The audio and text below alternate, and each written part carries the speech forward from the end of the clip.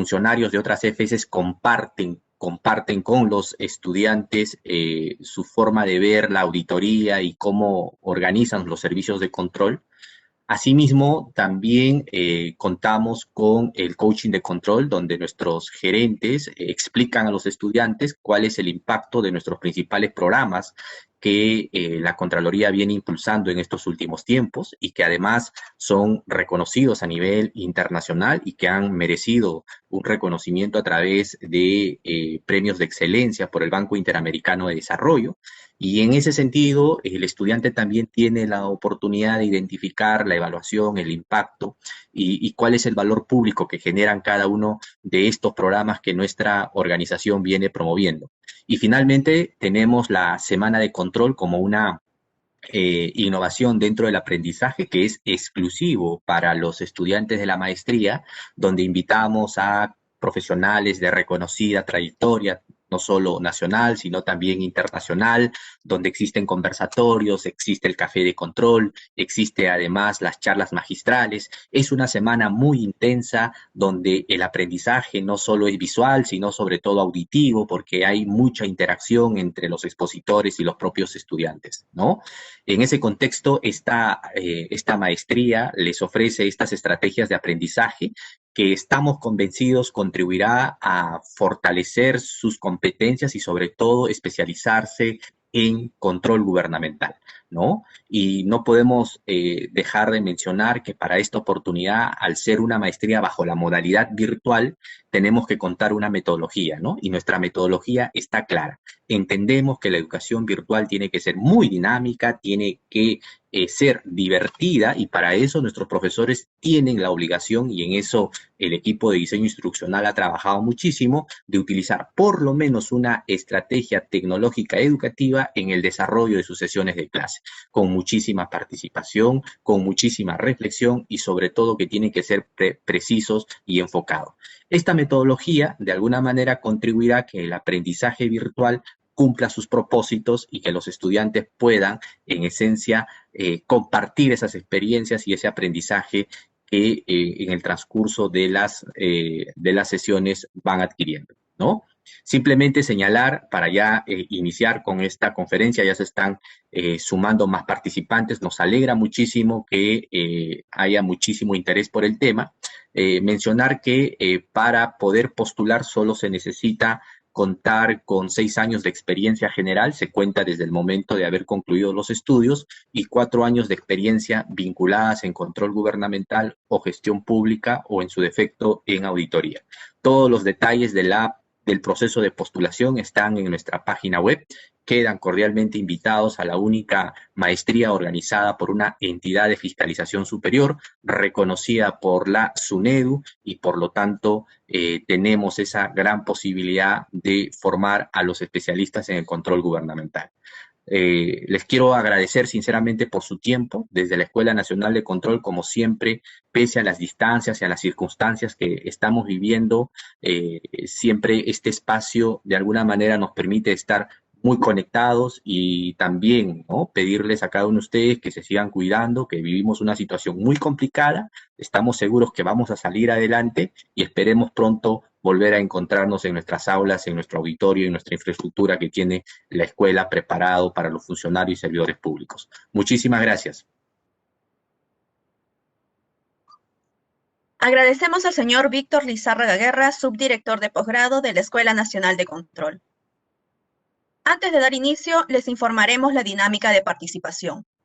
Durante la presentación, el público podrá realizar sus preguntas o consultas en el cuadro de chat o comentarios, las cuales se le hará llegar al ponente para que éstas sean resueltas. Se les recuerda que solo las personas que se registraron e ingresaron por nuestra plataforma Webex recibirán constancia de participación.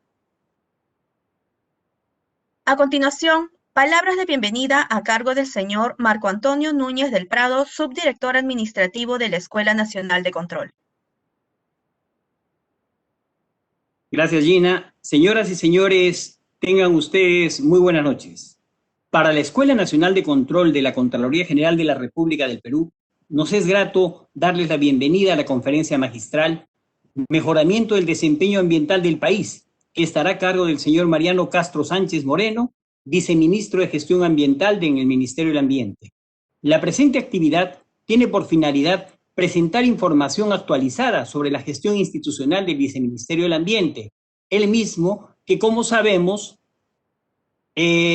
promueve la conservación y el uso sostenible de los recursos naturales, la puesta en valor de la diversidad biológica y la calidad ambiental en beneficio de las personas y el entorno de manera descentralizada y articulada con las organizaciones públicas, privadas, sociedad civil, en el marco del crecimiento verde y la gobernanza ambiental. La Escuela Nacional de Control agradece la presencia de nuestro invitado por la ponencia que abordará esta noche, donde compartirá sus conocimientos y destacable experiencia. Y asimismo, permítanme compartir con ustedes sobre un resumen de su hoja de vida. Mariano es docente en un programa de segunda especialidad en Derecho Ambiental, aparte de ser viceministro, y así como en la Clínica Jurídica Ambiental de la Pontificia Universidad Católica del Perú. Ha sido decano de la Facultad de Derecho de la Universidad Científica del Sur y simultáneamente coordinador del programa de Políticas y Gobernanza de la Iniciativa para la Conservación en la Amazonía Andina a través de la Sociedad Peruana de Derecho Ambiental. Ha desarrollado también actividades de docencia, investigación y asesorías en materias de desarrollo y gestión pública, de políticas ambientales y sociales, y ha sido coordinador del Pacto Ambiental e integrante del equipo de buenas prácticas gubernamentales. Damos la bienvenida a Mariano Castro y muchísimas gracias a él y a todos ustedes por su participación. Gracias. Muchas gracias. Agradecemos las palabras del señor Marco Antonio Núñez del Prado, subdirector administrativo de la Escuela Nacional de Control. El tema, mejoramiento del desempeño ambiental del país, estará a cargo del señor Mariano Castro Sánchez Moreno, viceministro de Gestión Ambiental del Ministerio del Ambiente. Adelante, por favor. Muchas gracias, señora Nadine Copa. Quiero en primer lugar saludar a los señores Víctor Lizárraga y también al señor Marco Antonio Núñez del Prado. Me complace participar en esta jornada de intercambio de ideas y experiencias que sin duda es central para el mejoramiento del desempeño del país en las diversas áreas, que corresponde a la tarea gubernamental, pero en general del país, ¿no? Y me complace además que esta invitación esté relacionada para destacar las cuestiones de cómo mejorar el desempeño ambiental del país. En ese sentido, quiero destacar que el rol de la Contraloría desde hace ya varios años es sustantivo, en tanto que permite retroalimentar para el mejoramiento de los resultados de la gestión ambiental del país. Y eso es muy significativo porque nos permite efectivamente cada día encontrar las mejores alternativas para el beneficio de las personas. Quiero compartir con ustedes algunas ideas entonces que he tratado de resumir en estos minutos que tengo, en donde el punto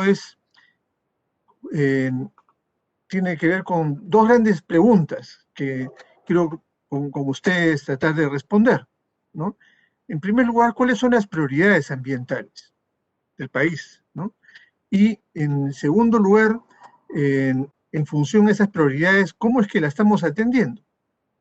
¿Cómo es de que no solamente desde el Estado, sino desde la sociedad, desde las empresas, etcétera, estamos atendiendo esas prioridades ambientales? Es decir, ¿cuál es el desempeño ambiental del país?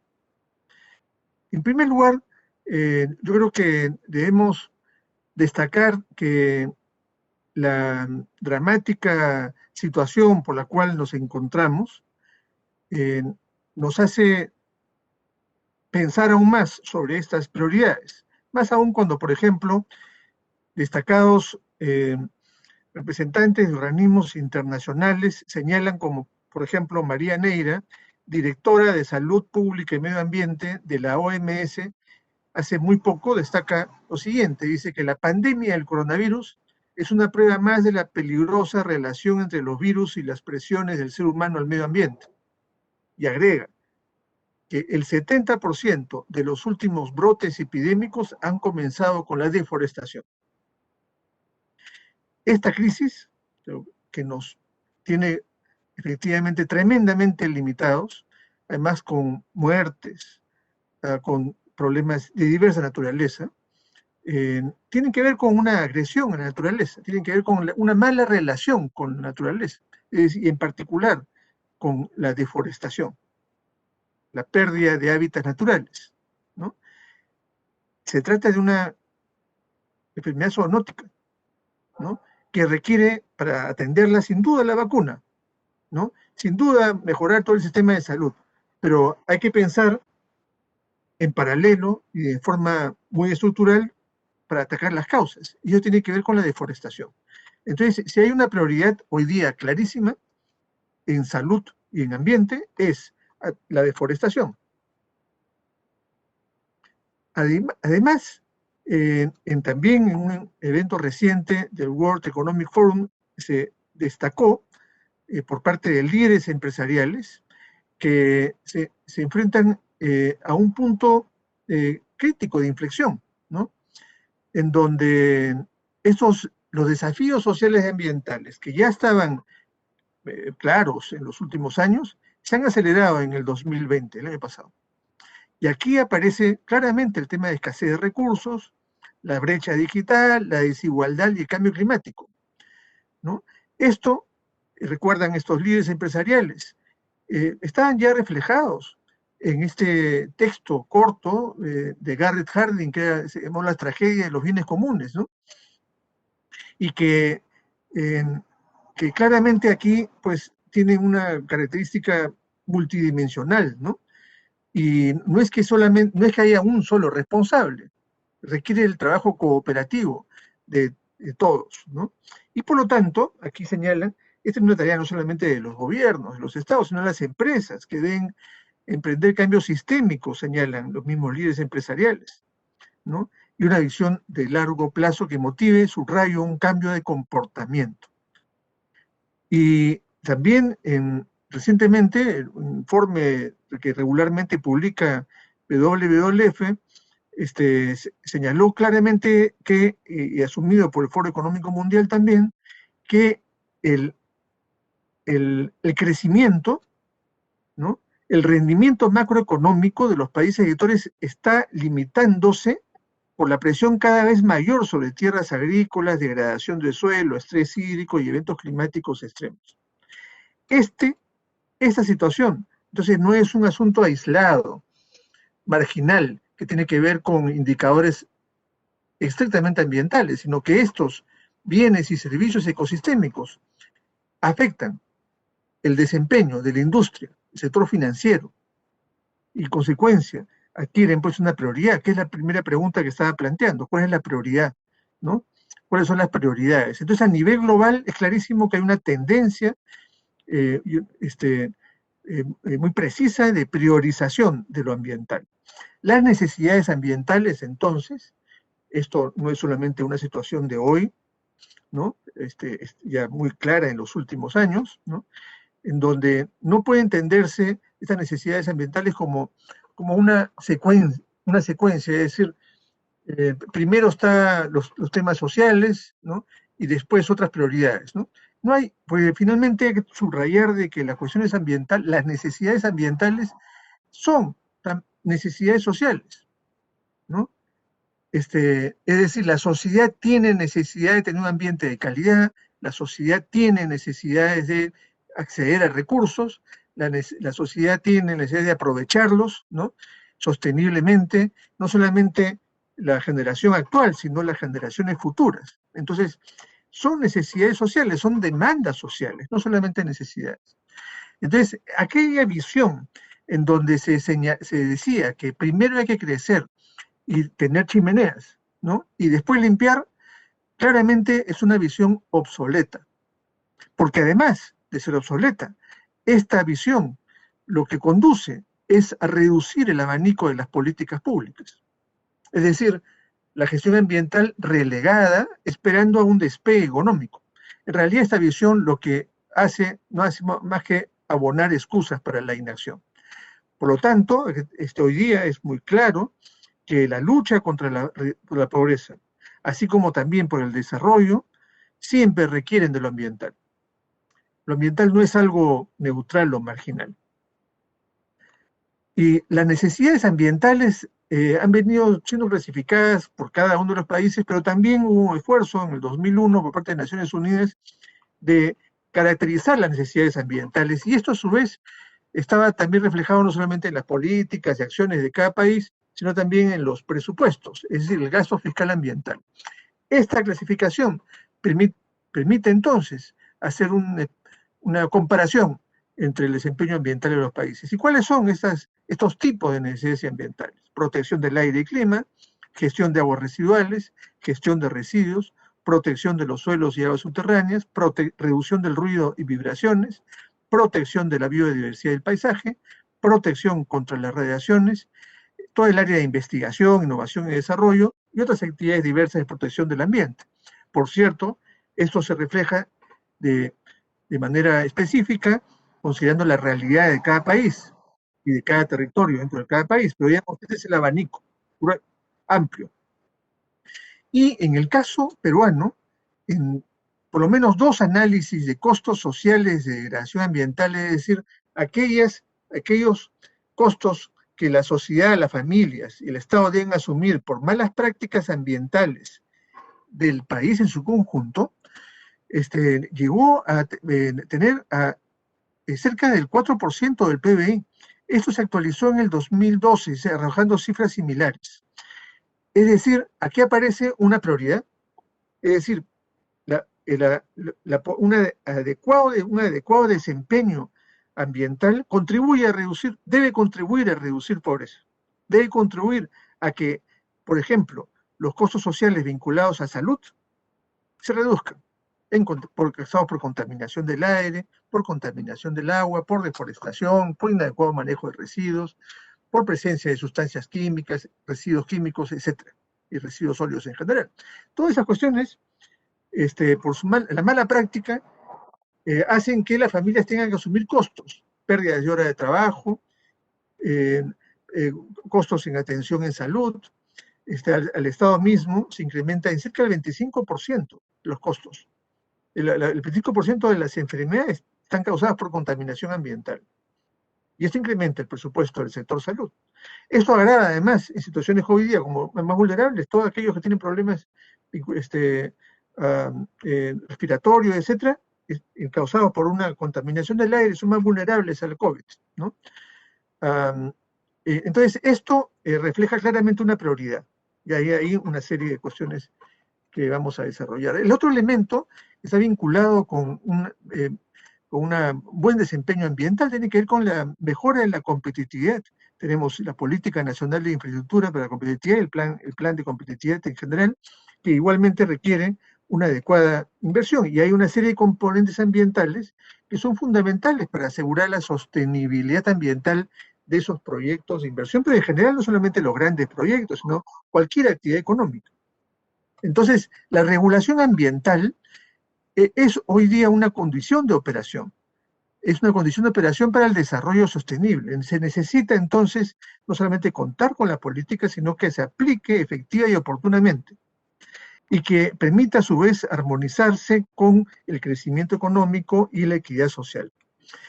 Y las políticas ambientales, entonces, es decir, aquellos resultados que como sociedad, como país, nos colocamos para efectos de atender esas prioridades ambientales, tienen diversos niveles, la política nacional ambiental y la política internacional, pero a su vez también las políticas ambientales a nivel sectorial, a nivel regional y a nivel municipal.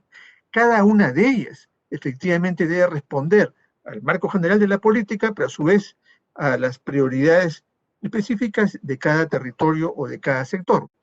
Un desafío, y esto quiero notar, no todos los sectores tienen política formalmente aprobada. Es decir, no todos los sectores tienen una formalización de sus prioridades.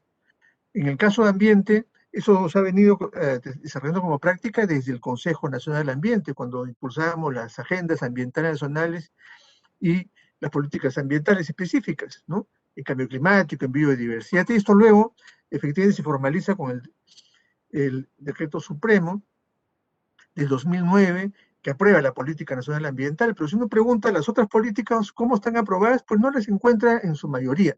Hoy día con CEPLAN esto se está avanzando, ¿no? Todos los sectores deben aprobar las políticas. Y el desafío aquí, entonces, es que lo ambiental esté integrado en el conjunto de otras políticas públicas. Voy a poner aquí una comparación gráfica. No tiene ningún sentido, por ejemplo, que en alguna universidad se forme, imaginemos una facultad de ingeniería, se forme a ingenieros ambientales, de manera excelente, ¿no? Pero al costado, al ingeniero industrial, al ingeniero pesquero, al minero, civil, etcétera, que sin una formación en cuidado ambiental. Es decir, apuntando a que sea el ingeniero ambiental el que limpie o arregle los descuidos ambientales de sus colegas. Eso es un contrasentido, ¿no? La ingeniería ambiental es fundamental porque se requiere una especialización en diversas áreas, pero sin duda la formación ambiental es transversal y se requiere que todos los ingenieros tengan un cuidado ambiental, ¿no? Y por esa razón, entonces, tan o más importante que la política ambiental en sus diversos niveles es que cada una de las políticas públicas tenga integrado el ambiental, ¿no? Imaginemos, transporte, que efectivamente la actividad de transporte no genere la contaminación del aire, ¿no? Que la política energética no beneficie al combustible sucio, ¿no? Que la política tributaria no beneficie aquel combustible más contaminante, por mencionar un ejemplo más muy real, sobre el cual ha habido ya mejoras, ¿no? Respecto a la integración de políticas, ¿no? Entonces, en ese sentido, esto ya viene desde el 2002, con la política de Estado número 19, el objetivo fundamental es el de integrar la política ambiental con el resto de políticas. Ahora, en este proceso de, digamos, mayor madurez de la regulación ambiental se viene desde hace ya cerca de 50 años, ¿no? En los países, vamos a llamar países miembros de la OCDE, ¿no? Países desarrollados, digamos, para ubicarnos más específicamente, pues esas respuestas de diversos tipos regulatorias a las prioridades ambientales se viene construyendo desde inicio de los 70, ¿no? Y en el caso de América Latina empezamos alrededor de los 90, ¿no? Un proceso que ha sido con avances, errores, retrocesos e importantes desafíos. Y hoy día cabe preguntarnos efectivamente cuáles han sido los factores de mejoramiento de ese desempeño ambiental. Es decir, esas respuestas regulatorias no han venido por gratis, no han venido de manera espontánea, digamos. Hay factores que hay que saber identificar, ¿no? Que han permitido efectivamente que este proceso de mejoramiento de la regulación ambiental se dé, ¿no? Y también hay factores de retrocesos, pero digamos, mirando el panorama amplio de los 50 años, uno puede hacer esta curva, ¿no? Gráfica. Y finalmente, ¿cuáles son las metas de sostenibilidad ambiental y social? Y por eso pongo ahí las metas, los objetivos de desarrollo sostenible, al 2030 precisamente, es decir, para los próximos 10 años, cómo es de que nos debemos ver, tanto los países latinoamericanos, los países OCDE. Perú estuvo a punto, bueno, no a punto, digamos, estuvo en proceso de ser parte de la OCDE, pero ahí hubo, en fin, estos años de no priorización de esa tarea, ¿no? Ahora, cuando hablamos de regulación ambiental, que es lo que estaba mostrando acá, no debemos entender regulación ambiental como sinónimo de normas. Es una parte nada más, las normas de la regulación ambiental. El mejoramiento del desempeño ambiental no está solamente por cuántas normas se dan. No, estamos muy lejos de eso, ¿no? Y por esa razón es importante, para efectos de, en fin, cualquier labor de gestión, cualquier esfuerzo de auditoría, de desempeño, de gestión ambiental, debe tener en cuenta que debemos mirar este conjunto de componentes, por lo menos, para identificar cómo contribuir al mejoramiento del desempeño ambiental del país. En primer lugar, ¿cómo está nuestra información ambiental? Es decir, al igual de cualquier otra política pública, económica o cualquiera, ¿no? ¿Cuál es la información de la situación económica? ¿No? Para a partir de ahí adoptar las medidas. Bueno, la información es fundamental, no solamente en la situación, sino también las tendencias. ¿no? En cada una de las áreas, información de calidad del aire, agua, información sobre situación de diversos tipos de recursos naturales, en fin, componentes ambientales de diverso orden, ¿no? Y junto con ello, efectivamente, cómo vamos en investigación, porque finalmente esta información hay que generarla, ¿no? Hay que analizarla, y además dar respuestas a los problemas que hay ahí a partir de una investigación ambiental que debe impulsarse más aún. Los principios ambientales, que son sustantivos, aquí, en donde no hay que confundir los principios de la ley de procedimientos administrativos, que obviamente enmarcan la gestión también, pero hay principios ambientales que son de un nivel central para efectos de la regulación ambiental y para el análisis y gestión ambiental. Y que están contenidos en la Ley General del Ambiente, ¿no? Y que han venido construyéndose además también a nivel internacional y demás, y que cumplen una función orientadora de la regulación. No son simples declaraciones, sino son principios que además influyen en la toma de decisiones en diversas áreas, ¿no? Así como también en los procesos administrativos sancionadores, digamos, juegan un rol central. La política, es decir, ¿qué resultados se espera obtener? ¿No? No es una declaración periodística de alguna autoridad, no, es además la política definida formalmente, con metas, plazos responsables para efectos de realizar un seguimiento, que permita efectivamente además abordar estas prioridades y oportunidades ambientales que requieren esfuerzos de corto, mediano y largo plazo. No son asuntos que se resuelven de la noche a la mañana.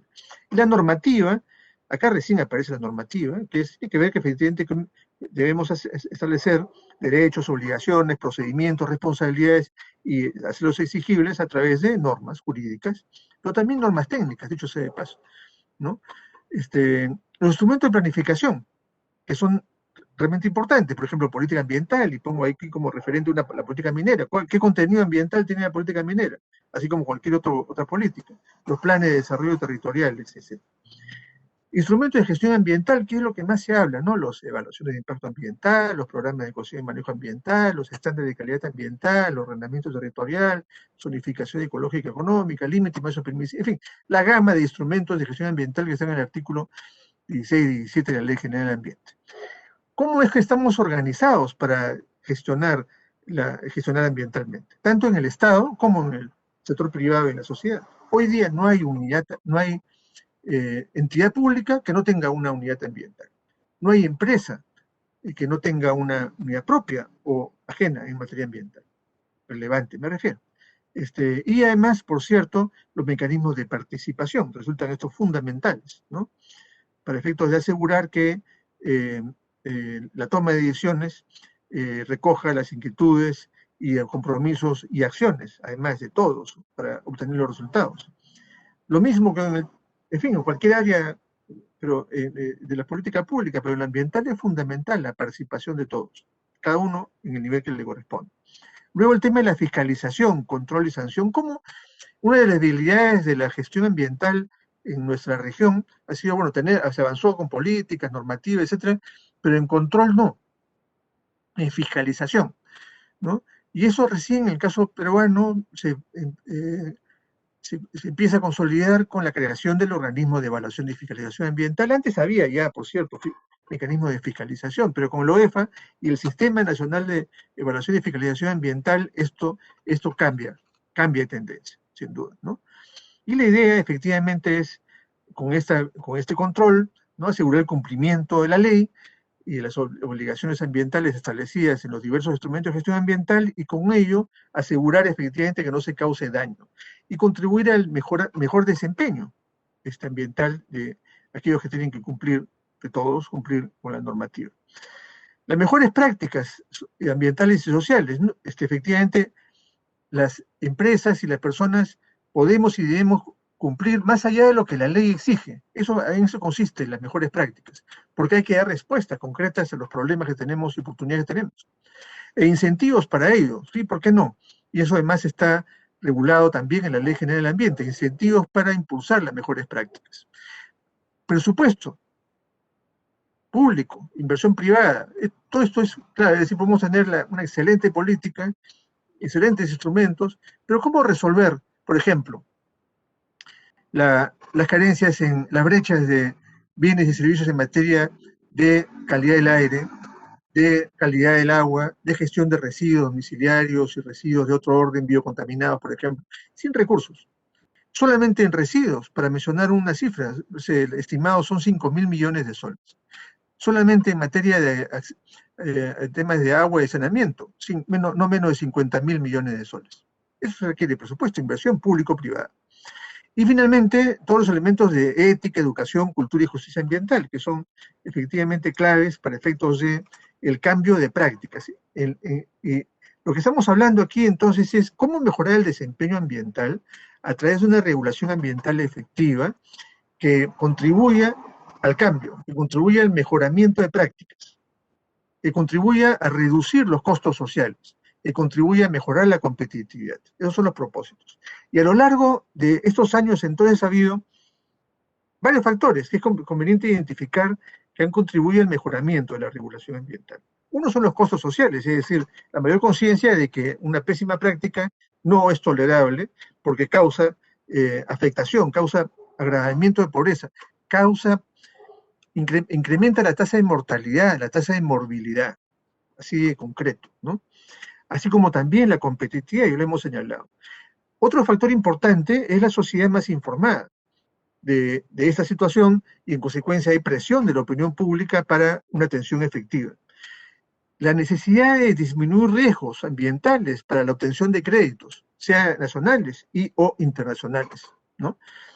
Esa es una exigencia que inclusive tiene en cuenta no solamente lo que la ley exige, sino lo que la adecuada gestión de riesgos de cualquier proyecto de inversión debe tener. Aquí se aparecen los riesgos socioambientales también. Nadie arriesga a prestar a alguien que no tiene una adecuada gestión de riesgos. Los conflictos ambientales que efectivamente tensionan la paz social, pero que efectivamente estos conflictos hay que diferenciar de la violencia. Los conflictos son tensiones diversas que deben permitir efectivamente también un mejoramiento del desempeño en lo que corresponda.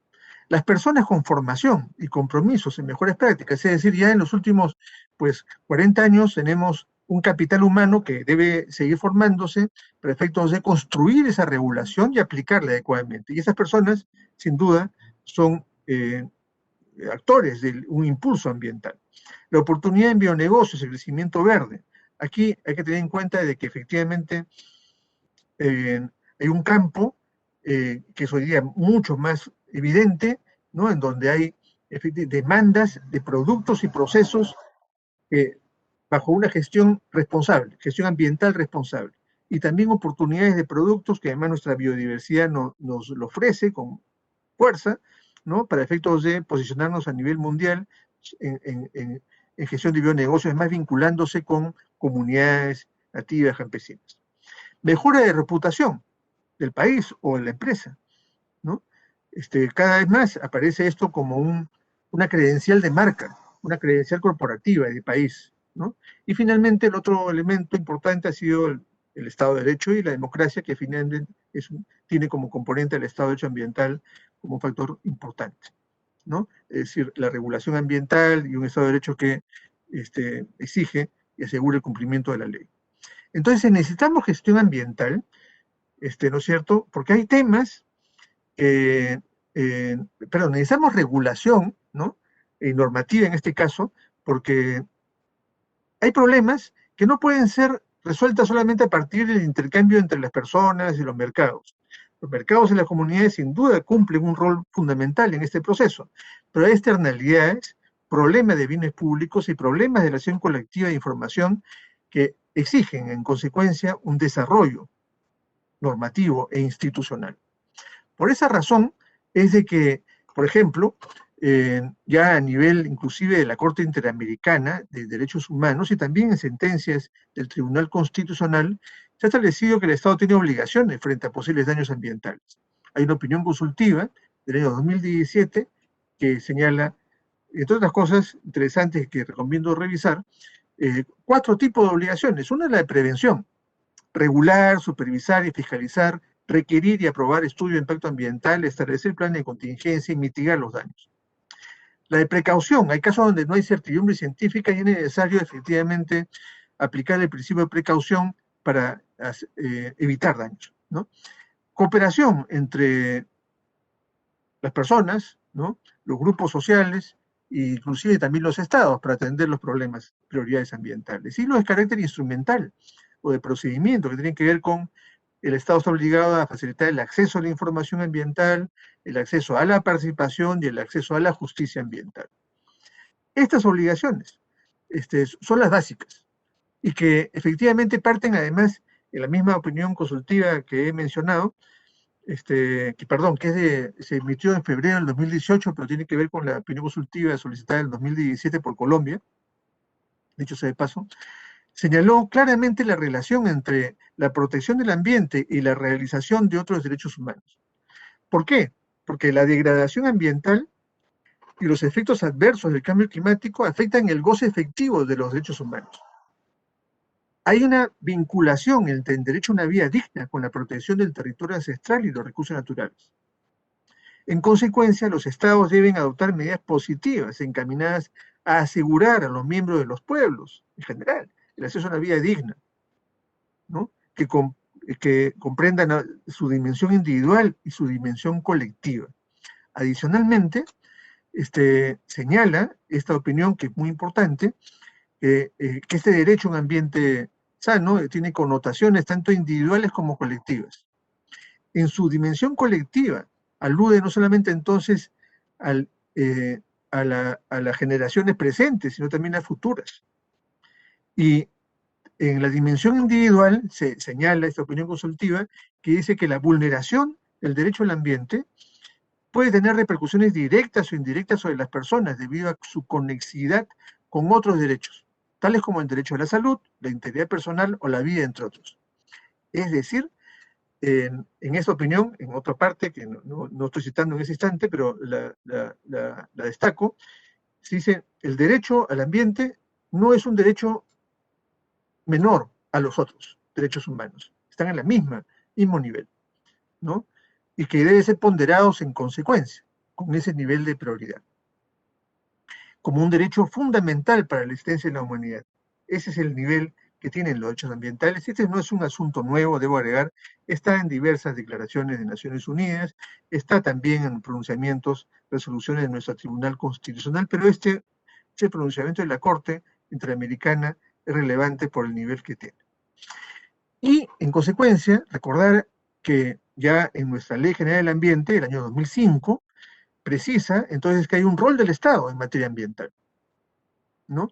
¿Cuál es el rol fundamental? Es diseñar y aplicar las políticas, normas, instrumentos, incentivos y sanciones que sean necesarios para garantizar el efectivo ejercicio de los derechos y el cumplimiento de obligaciones. Y además, el Estado debe garantizar la coherencia y complementariedad de estas políticas, es decir, la gobernanza, ¿no?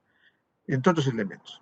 Y esto es fundamental recordar, porque a partir de aquí entonces es que podemos identificar ciertos roles. Por un lado del Estado, pero también se destaca el rol de la sociedad, ¿no? Y aquí quiero recordar lo que señala ya desde 1992 el principio 10 de la Declaración de Naciones Unidas sobre el Ambiente y Desarrollo, en donde destaca que el mejor modo de tratar las cuestiones ambientales es con la participación de todos, los ciudadanos en el nivel que corresponde.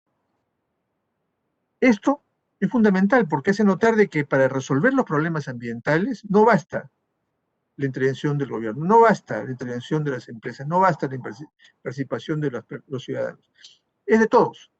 Y para ello el Estado debe facilitar el acceso a las personas a la información, a la oportunidad de participar y a la oportunidad de tener acceso efectivo a procedimientos judiciales y administrativos.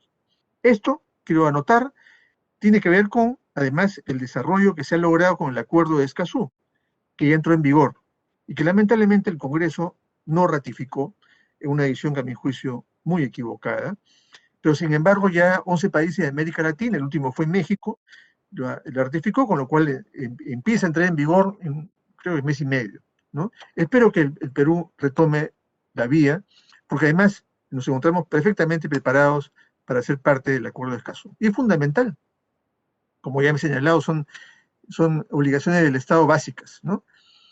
Y en ese sentido, entonces hay que destacar que el derecho al ambiente, entonces no es solamente más bien, no solamente está regulado el derecho al ambiente, sino también hay un deber fundamental, que es el de contribuir a una adecuada gestión ambiental.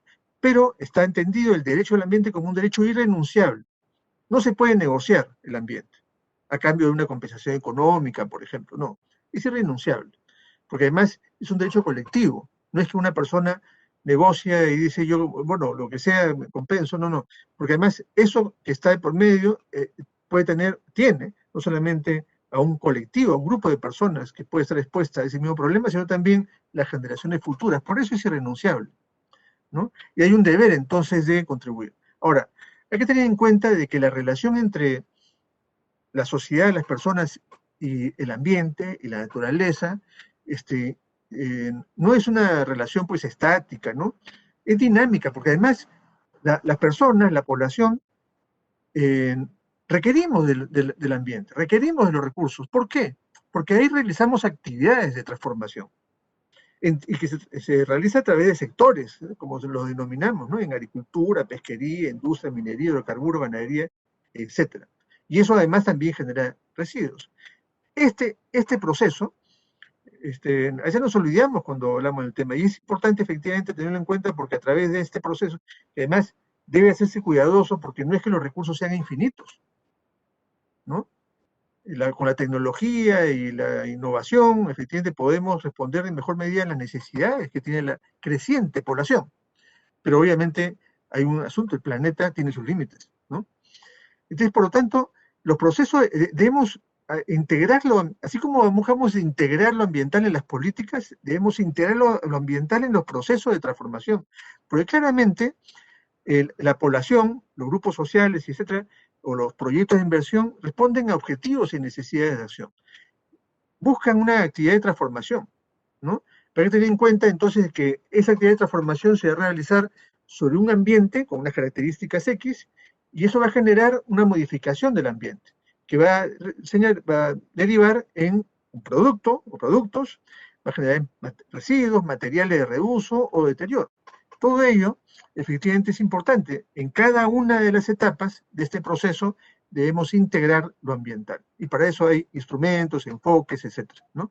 Que a lo largo de los últimos 50 años han venido evolucionando. Y acá aparecen entonces los instrumentos preventivos, de tal manera de que antes de intervenir en el ambiente, tengamos un análisis. Eso hablamos con la evaluación de impacto ambiental.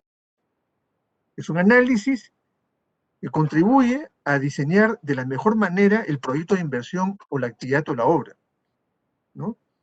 Y porque además esto nos permite auditar, ¿no? Porque con ese instrumento preventivo, ley ya, nos permite auditar qué cosas logramos y cómo aseguramos de que el producto sea de la mejor calidad, los procesos sean limpios, ¿no? Y que haya posibilidades, además, de impulsar una economía circular. Y claro, lo que también se ha desarrollado, porque esto tiene, bueno, ya tiene varios años, pero hay casos en donde es necesario aplicar instrumentos correctivos, inclusive en proyectos de inversión pública, ¿no? No solamente en los proyectos de inversión privada, y aquí esto es fundamental, entonces, asegurar que los instrumentos correctivos nos permitan adecuar las prácticas existentes a las condiciones de calidad ambiental necesarias.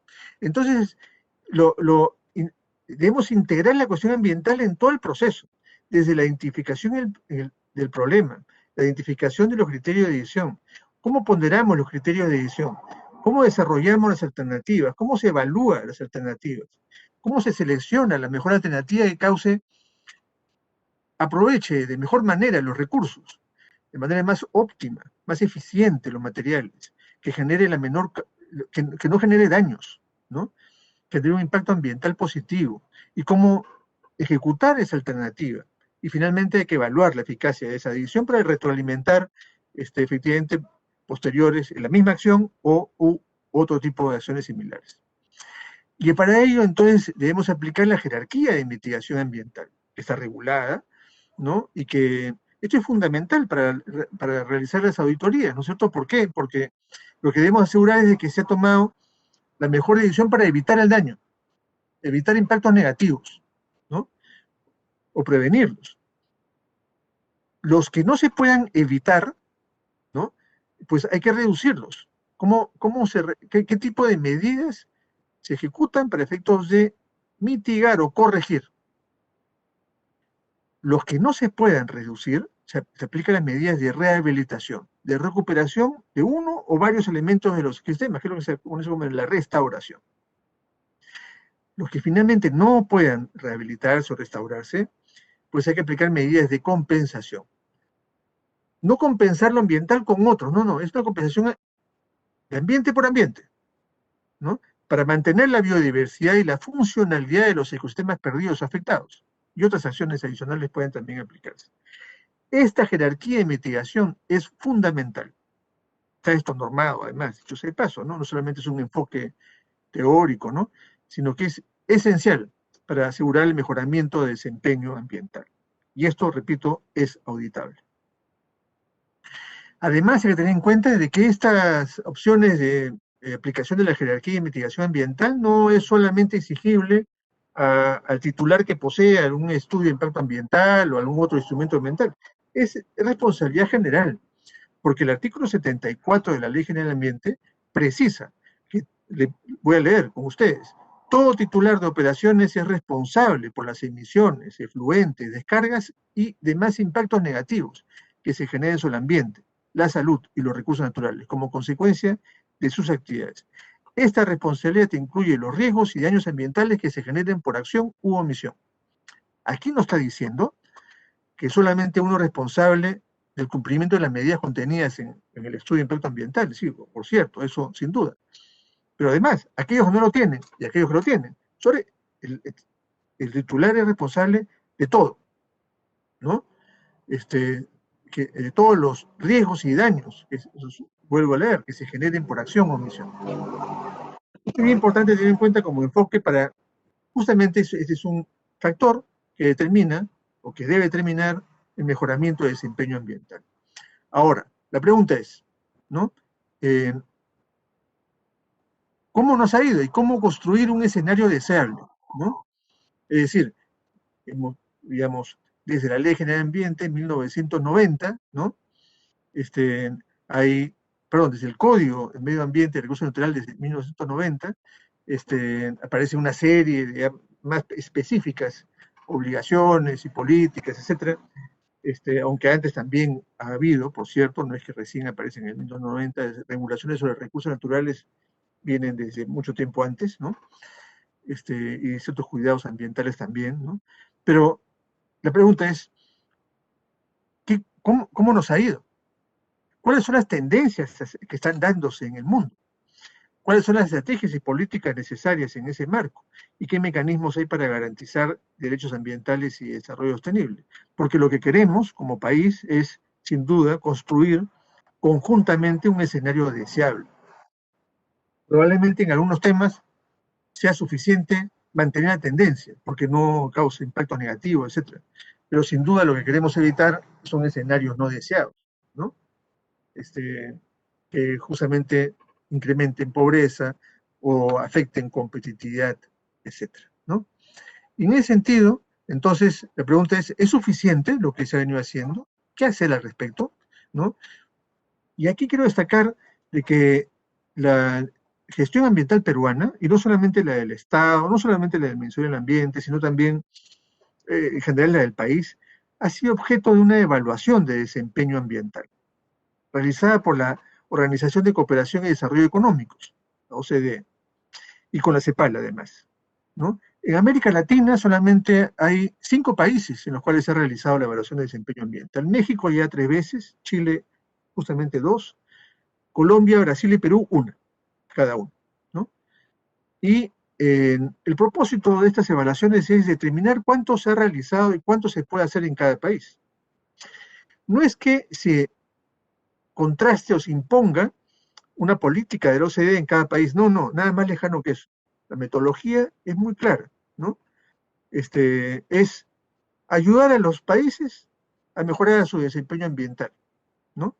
Y lo que busca es a partir de la información sobre la situación ambiental de cada país, que es la que provee el país y la que además se tiene en cuenta a partir de las evaluaciones de los organismos internacionales, con esa información, ¿qué política ha definido cada país? ¿Y cuál es el resultado de la aplicación de esas políticas? ¿Cuál es el desempeño en última instancia? ¿No? Y la ventaja de estas evaluaciones, además, es que promueve el diálogo continuo entre las políticas de los países miembros de la OCDE. El Perú no es miembro, pero ha ingresado a este proceso. Ya fue el 2016 que se realizó. Tuve la oportunidad de conducir ese proceso por el país y intervenir en la asamblea. En ese momento eran 35 países en donde justamente revisamos conjuntamente las políticas, ¿no? Y además un proceso de rendición de cuentas, no solamente entre países, sino ante la opinión pública.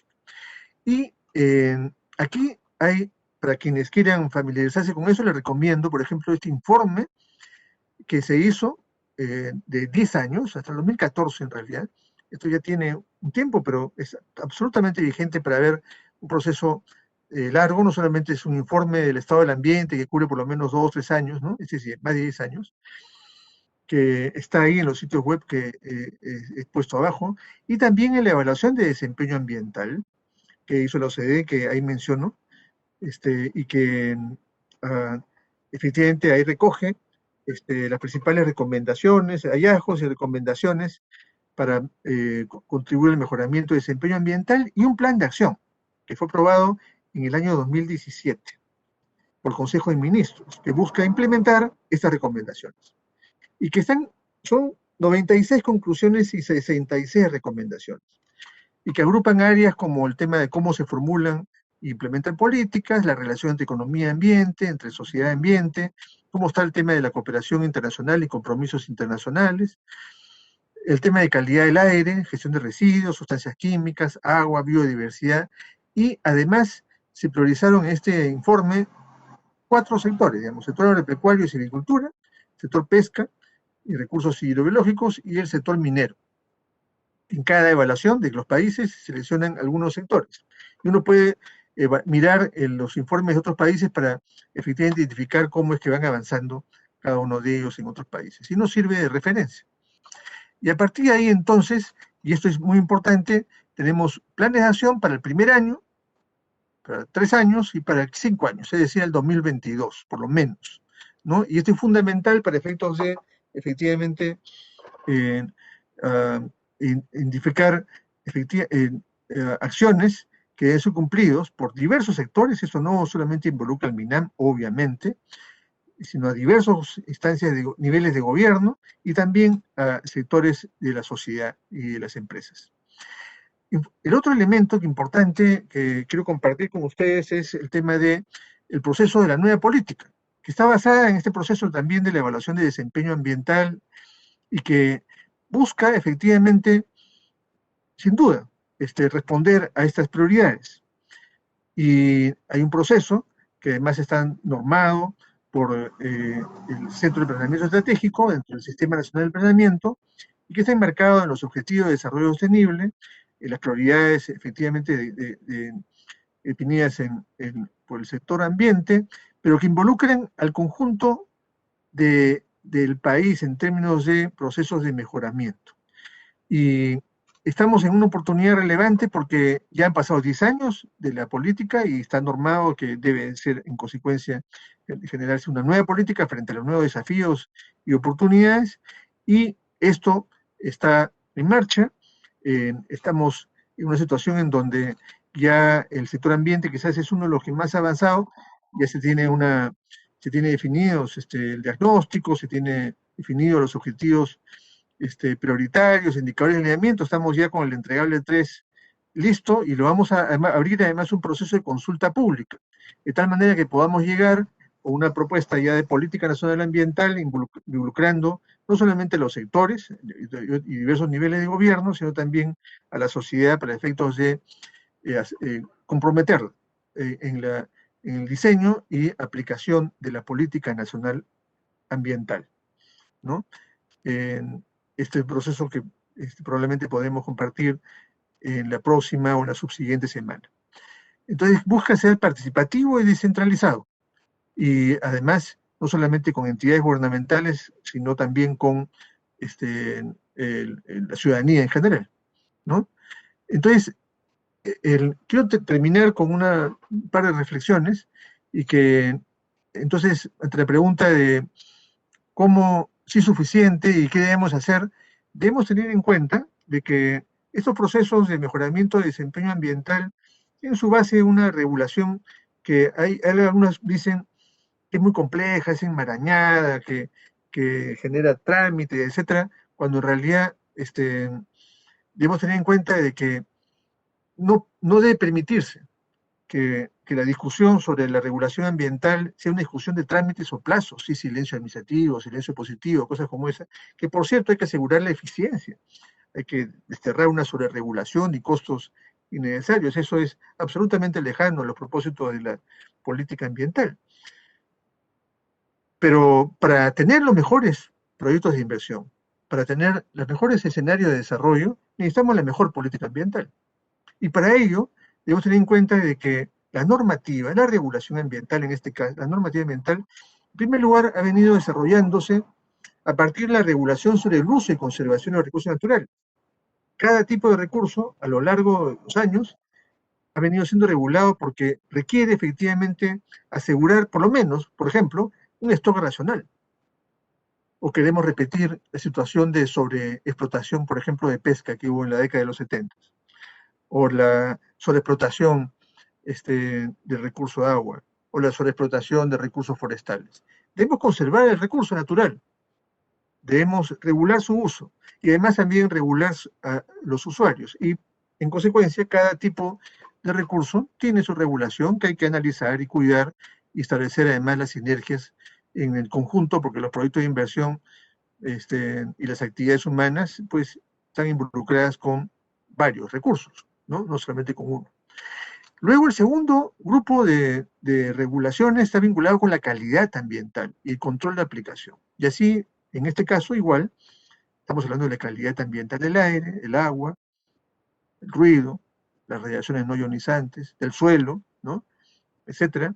Todo lo cual efectivamente es fundamental para asegurar la salvaguarda de los derechos ambientales, la salvaguarda efectivamente de que la actividad no va a tener impactos negativos, y además, como también para el caso anterior, se requieren mecanismos de control de aplicación, ¿no?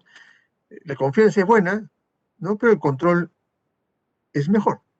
Y hay que establecer adecuadamente esos mecanismos para que efectivamente con autocontrol, además, el propio responsable de cumplir a partir de actividades de monitoreo y también por parte de las instancias estatales para fiscalizar el cumplimiento del mismo.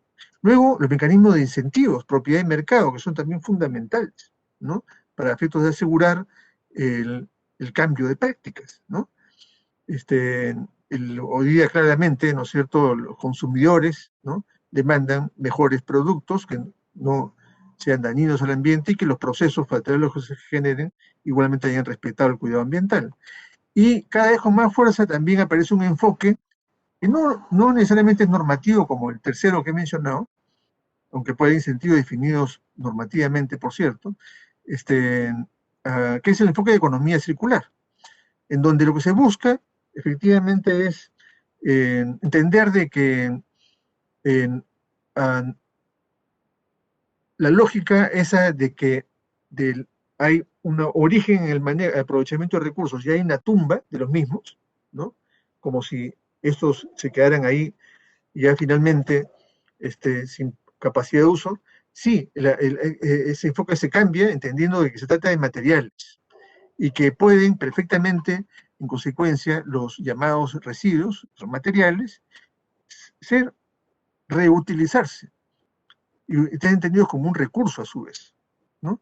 Y eso aplica además no solamente a esa dimensión, sino también, por ejemplo, a reemplazar combustibles fósiles para fuentes de energía y de transporte, reemplazar también productos intensivos en carbono como alternativas sostenibles, reemplazar fertilizantes fósiles y sintéticos de alto impacto, entre otras dimensiones. Recientemente se ha aprobado la hoja de ruta para el sector de industria manufacturera, con un conjunto de elementos. Hemos lanzado una coalición América Latina y Caribe sobre economía circular. Hay una iniciativa a nivel global también de economía circular y que se está lanzando en una próxima Asamblea de Naciones Unidas de Medio Ambiente. Y que esto no es una tarea, sin duda, exclusiva, ni mucho menos del sector ambiente, sino está integrada a cada uno de los sectores. Hace poco tuvimos reunión con el sector pesquero, en donde mostró los avances en economía circular. Lo mismo es posible y necesario en el sector agrícola. Esperamos de que en esos tres sectores, otros como el minero, etcétera, podamos impulsar más fuertemente la economía circular. Y finalmente, los elementos del cambio de la cultural, ¿no? En donde efectivamente a partir de mejor información, mejor educación, se genere una ciudadanía que exija derechos, pero también cumpla deberes ambientales, que responda a valores éticos, que finalmente eso está en la esencia de la gestión ambiental. Es decir, aquel que causa un daño al otro está afectando valores básicos, éticos, ¿no? Y finalmente la justicia ambiental, que resulta clave para efectos de tener mecanismos institucionales, legales, ¿no?, de solución de conflictos. Que no se trata entonces de que los conflictos se resuelven a través de quién grita más, quién tira piedras o quién ejerce mecanismos de corrupción o de lobby indebido, ¿no?, sino mecanismos de justicia que, en materia administrativa y jurisdiccional. Entonces, debemos destacar que hay que desarrollar el aspectos de política ambiental que en sus diversas dimensiones, ¿no?, de prevención, de adecuación, un adecuado seguimiento, todo eso debe contribuir a la sostenibilidad. Esto con participación y responsabilidad de todos, con instrumentos adecuados, con procedimientos que sean expeditos y sostenibles, y que efectivamente continuamente desarrollemos una información actualizada y accesible para efectos de que todo esto se retroalimente. Y finalmente, claro, estas políticas ambientales requieren fortalecer los sistemas nacionales de gestión ambiental, regionales y locales, con adecuados instrumentos. Todo esto, sin duda, es auditable. Estos sistemas, este Sistema Nacional de Gestión Ambiental, como todos sabemos, tiene sistemas funcionales y que requieren, además, que efectivamente se impulsen, se actualicen, se desarrollen, pero además que estén adecuadamente concordados con sistemas administrativos y funcionales. Por ejemplo, el sistema de inversión pública, ¿no? Por ejemplo, el sistema de contrataciones, por ejemplo, el sistema de control, ¿no? Todos estos sistemas, igualmente, debemos asegurar que haya concordancia, de tal manera que se retroalimenten para beneficio del bienestar de las personas. Y por último, aquí, esta es ya la última, si no me equivoco, estos componentes de regulación ambiental que mencioné, que están aquí en color azul, ¿no?, tienen correlato, por ejemplo, a nivel empresarial. Y esto es lo que se llama, por ejemplo, el compliance, ¿no? Lo he puesto aquí en español, ¿no es cierto?, el cumplimiento ambiental.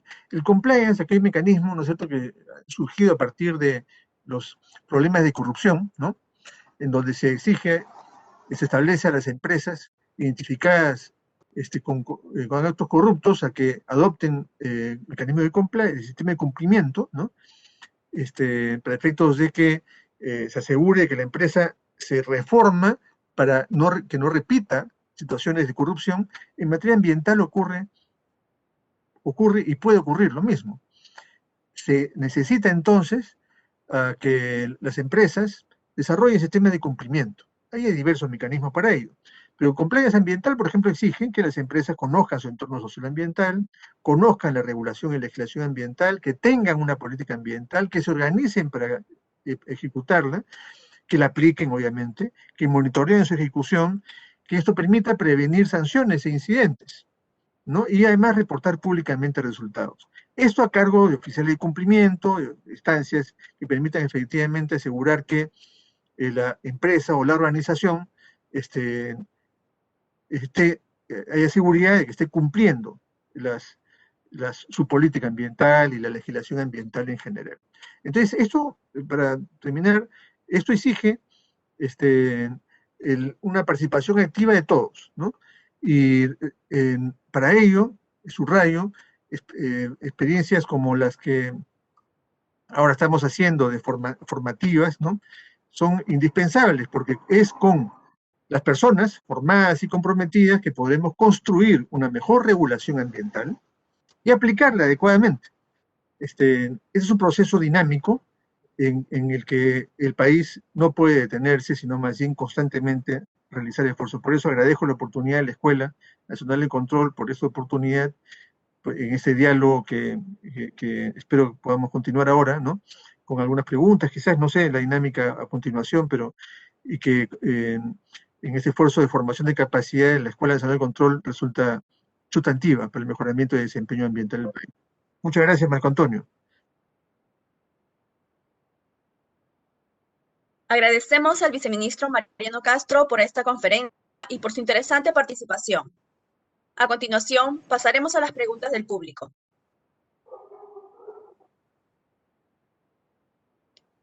¿Cuál es la función de OEFA, el ANA, frente a la fiscalización del medio ambiente? Bueno, ambas entidades tienen un rol sustantivo en la fiscalización. El organismo de evaluación y fiscalización ambiental, el OEFA, tiene un doble mandato, digamos. Uno es ente rector del Sistema Nacional de Evaluación y Fiscalización Ambiental, es decir, asegurar de que el conjunto de entidades que tienen funciones de fiscalización ambiental desarrollen sus tareas y que para ello están definidas en planes anuales de fiscalización ambiental que son supervisadas por el OEFA. Esa es una primera tarea. La segunda tarea tiene que ver con ya la fiscalización directa y su ejercicio de más labores de supervisión ambiental y de fiscalización ambiental. Estas tareas y vigilancia ambiental. Estas tareas se realizan en todos aquellos sectores en donde se le ha transferido esa función al OEFA. Desde el año 2008-2009 que se crea, junto con la creación del Ministerio del Ambiente, este proceso se ha venido dando y claramente se muestra la evolución del proceso. Claramente hoy día tenemos una mayor claridad respecto al nivel de desempeño y que, dicho sea de paso, ha sido también recientemente evaluado por la Organización de Cooperación y Desarrollo Económico, la OCDE, en donde ha sido el primer país en el mundo en donde se ha aplicado esta evaluación de desempeño con importantes recomendaciones. Y por otro lado, la Autoridad Nacional del Agua igualmente tiene el foco de atención en lo que es vigilancia y fiscalización en materia de los recursos hídricos. Y en ese sentido, permite efectivamente igualmente tener un conocimiento, una información al país respecto a las condiciones de los recursos hídricos en las cuencas del país, ¿no? Los cuerpos de agua, que nos permite efectivamente adoptar medidas de prevención y de corrección. La ANA igualmente forma parte, pues, efectivamente, de los esquemas de fiscalización ambiental en general, ¿no? Y el Sistema Nacional de Recursos Hídricos, a cargo de la ANA, forma parte del Sistema Nacional de Gestión Ambiental. La idea es integrar estos roles de tal manera de que podamos asegurar condiciones de calidad. Y en eso constantemente habrá que ir mejorando.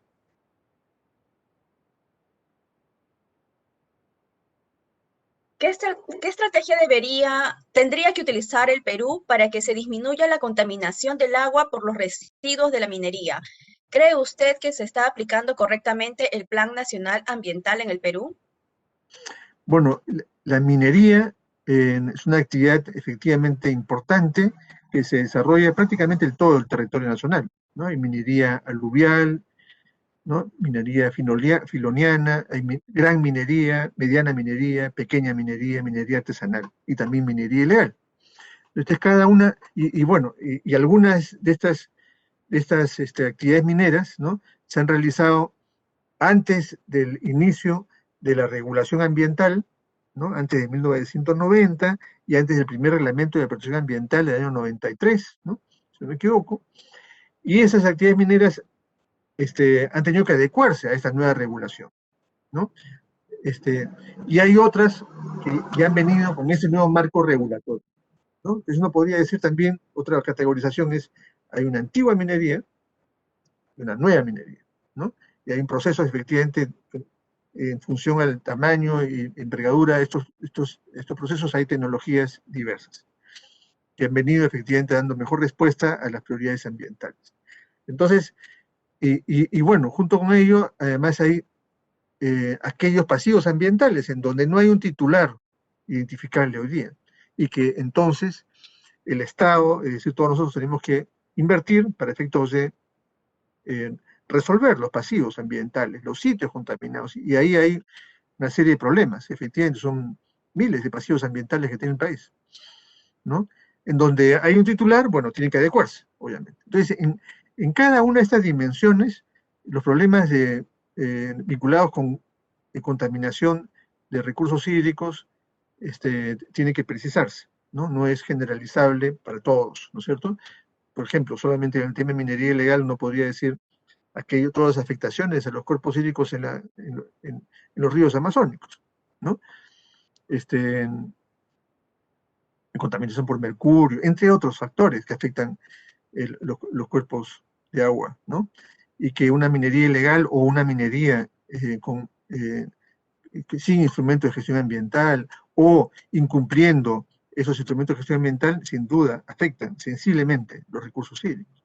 Y además, si uno mira los análisis de calidad del agua en diversas cuencas, hay pues efectivamente una afectación no solamente causada por la actividad minera, otras fuentes igualmente, pero en lo que toca a la actividad minera, hay ahí efectivamente necesidad de mejorar un desempeño.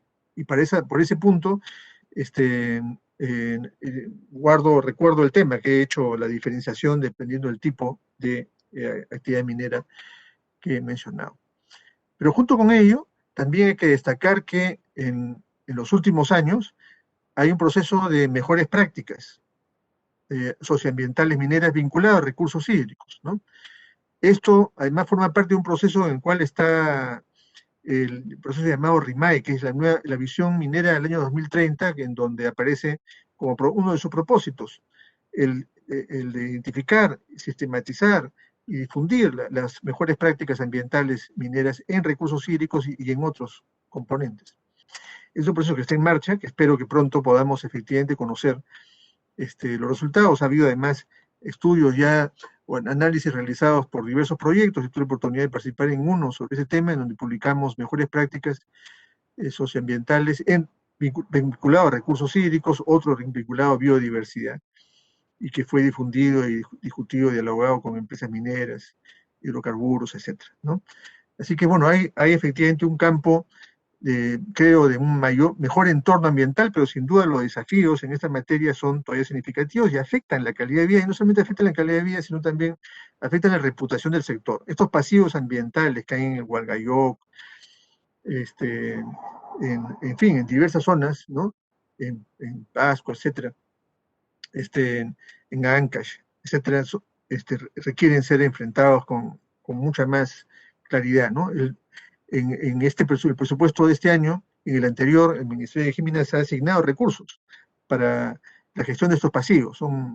Este año, en total, van más o menos unos 30 millones, 40 millones de soles, más o menos, me puedo equivocar, pero va por ahí, y que Activos Mineros es la entidad que debe responder, ejecutar esas acciones. Hay avances ahí y se requiere efectivamente mucha más inversión para efectos de resolver los pasivos ambientales mineros, para efectivamente tener un escenario de mejor y mayor sostenibilidad ambiental en el sector.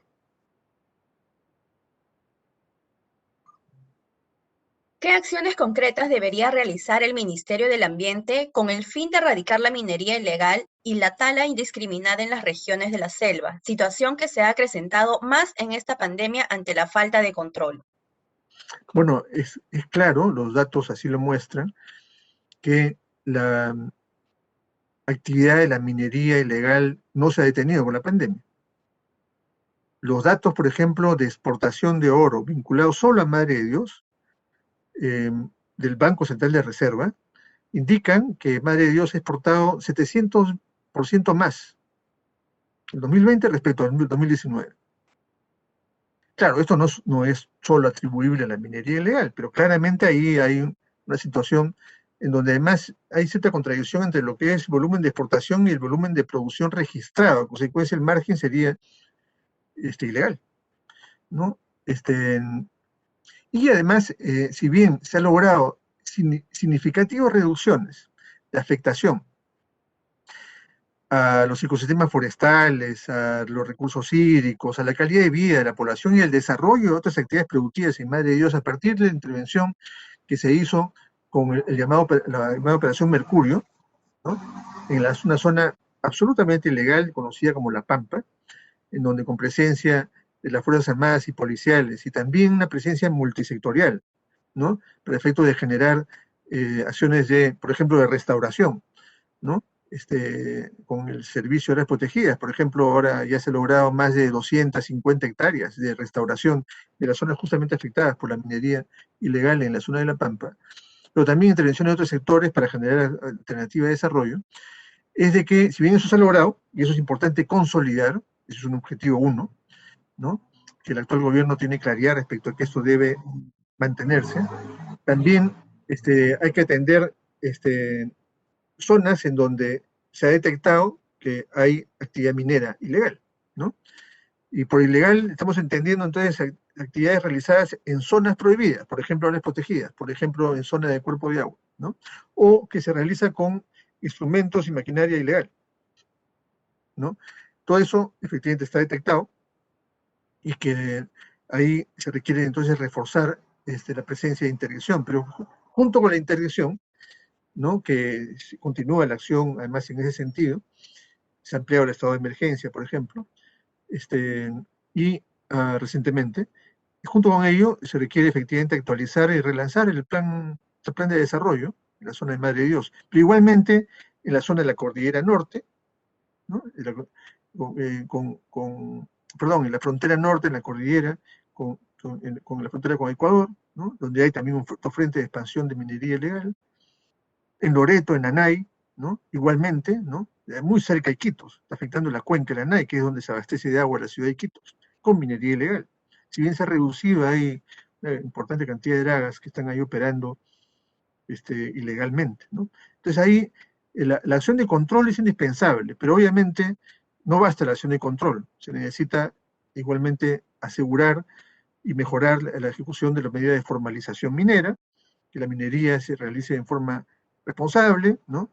Estamos hablando además solamente en oro, de no menos del 20% de la producción de oro nacional. En consecuencia, no es un tema menor y se requiere además evitar que siga causando daños en materia ambiental, social, de salud, ¿no? Y hasta de seguridad y orden interno.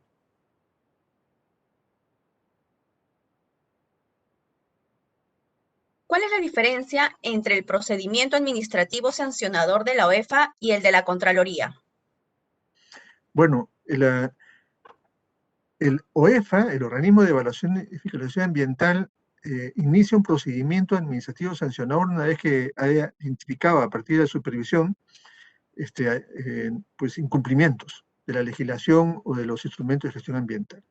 Y ese procedimiento busca efectivamente establecer las medidas necesarias, correctivas o multas, etcétera, que correspondan, que en función al nivel de la infracción. Hay una tipificación específica, ¿no?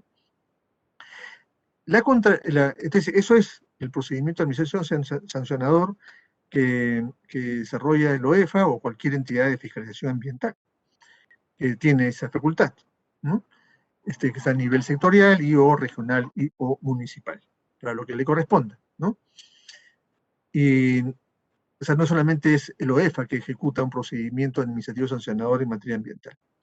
Y en el caso de la Contraloría, los procedimientos están regulados igualmente en función al nivel de infracciones, ¿no? En el cumplimiento de sus funciones que tenga cualquier entidad gubernamental, ¿no? Yo recuerdo cuando con el Consejo Nacional del Ambiente sacamos las primeras normas sobre el Sistema Nacional de Gestión Ambiental, el Sistema Regional y Local de Gestión Ambiental, estableciendo además criterios para el desempeño ambiental sectorial, regional y municipal. La Contraloría identificó eso como una tremenda oportunidad para efecto de realizar auditorías, ¿no? De desempeño, de gestión ambiental. Y por cierto, la Contraloría en ese sentido es un aliado estratégico para el mejoramiento del desempeño ambiental, porque al priorizar esa tarea, contribuye a que los responsables de cada entidad sectorial, regional o municipal, tenga presente de que la cuestión ambiental dentro de sus tareas es una tarea que no puede marginar, no puede postergar. Así como se exige a cualquier ciudadano, cualquier empresa, el cumplimiento de la normativa ambiental, igualmente ocurre para el sector público. Entonces, en ese sentido, las acciones de control vinculadas al cumplimiento de las obligaciones ambientales que tienen las entidades estatales es esencial, ¿no? Y espero efectivamente que esto se refuerce, se continúe, es un proceso muy interesante, además que a nivel latinoamericano lidera la Contraloría peruana, y que a partir del intercambio de experiencias con otros países igualmente podamos contribuir al mejoramiento del desempeño ambiental del país. Dando un ejemplo desde el Estado.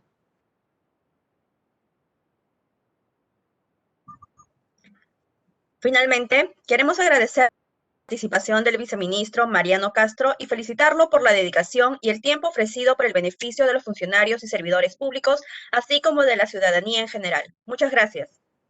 Muchas gracias, señora Nadine-Copa. Muchas gracias, Mariano. Muy amable. Gracias. Hasta luego, gracias.